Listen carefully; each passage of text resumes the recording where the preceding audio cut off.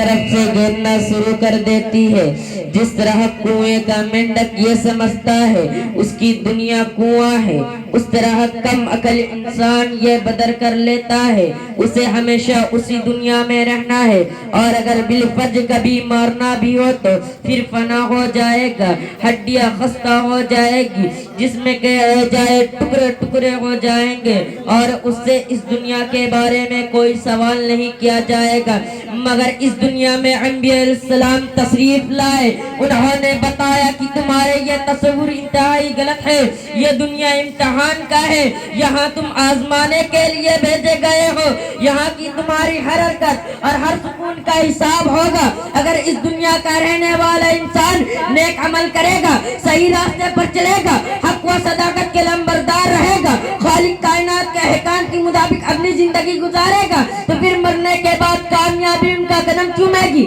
اور اگر اس دنیا کا رہنے والا انسان سرکشی اور اگر غرور کے راستے پر چلے گا، خداوند قدوس کے احکام کی نافرمانی کرے گا، اللہ کی بنائی ہوئی زمین پر اکڑا کر چلنا چاہے گا، ظلم و ستم کے چنگاریوں سے اپنے بھائیوں کو جلانا چاہے گا، تو ایک دن آئے گا اسے اپنے کیے کا حساب دینا ہوگا۔ جب اس سے پوچھا جائے گا تمہیں تو آنکھ دی گئی تھی تاکہ تم کسی کمزور کی مدد کر سکو، تمہیں تو آنکھ دی گئی تھی تاکہ تم غلط اور صحیح کی تمیز کر سکو، تمہیں تو پاؤں دی گئی تھی تاکہ تم عبادت کے لیے مسجدوں میں جاؤ، تمہیں عقل دی گئی تھی تاکہ تم باطل طاقتوں کے مکاریوں کو شکست دے سکو اور حق کی آواز کو بلند کرو۔ کیا تم لوگوں نے ایسا کیا؟ اور اگر ایسا نہیں کیا تو یاد رکھو پھر یہ جہنم کی بھاگتی ہوئی آگ ہے، اس میں تمہیں ڈالا جائے گا۔ محترم دوستو، اس دنیا میں چند دن رہنا ہے، بادشاہ ہو یا فقیر ہو، سرمایہ دار ہو یا مزدور ہو، کوئی ہو یا کمزور ہو، عقل مند ہو یا بیوقوف ہو،